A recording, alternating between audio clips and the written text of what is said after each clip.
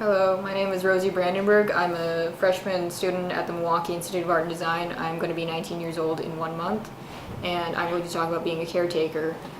People usually think of grandparents when they think of being a caretaker, but I'm going to talk about my father because he is 62 years old and just got approved for Social Security.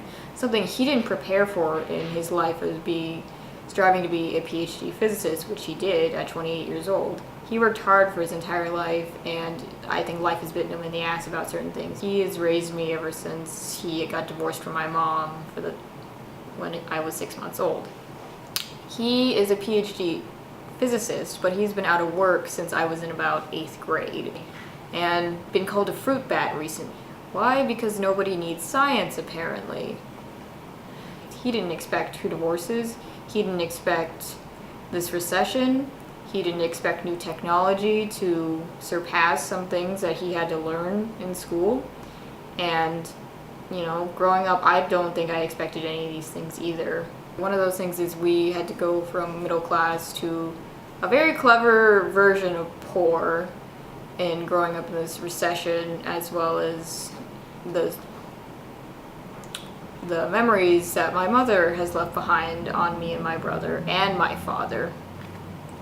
And he didn't prepare to be on the strange end of an abusive marriage.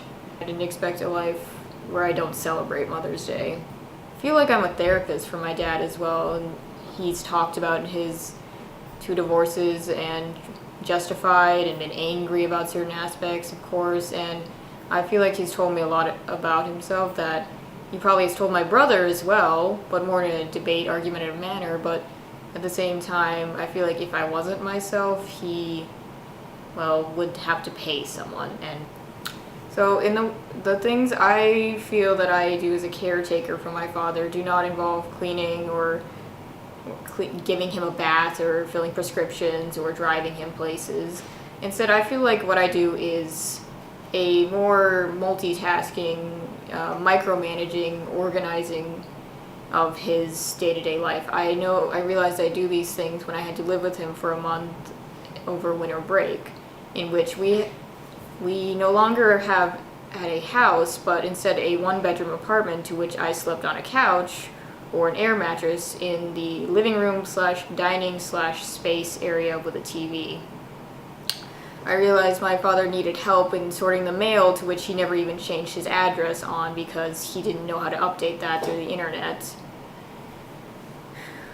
And I realized he doesn't clean up after small things like the kitchen, eating, or the bathroom, or properly taking care of my cat as well. And things like the FAFSA, financial aid, emails, certain updates on things, and the way that he's grown up has not always been very relevant to now. In fact, some of the advice he's given me, I've realized some of it isn't relevant at all.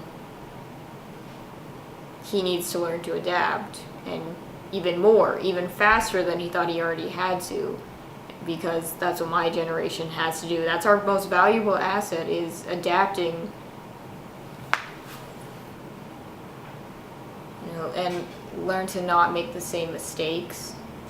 Even though what has happened to my father and my parents are not necessarily mistakes, but just unexpected things. I've learned the most from him is to adapt whenever necessary, stay relevant of these things, but also be honest about what is going on, what's in the situation. And in this honesty is to stay calm about it, because no one wants to deal with anger.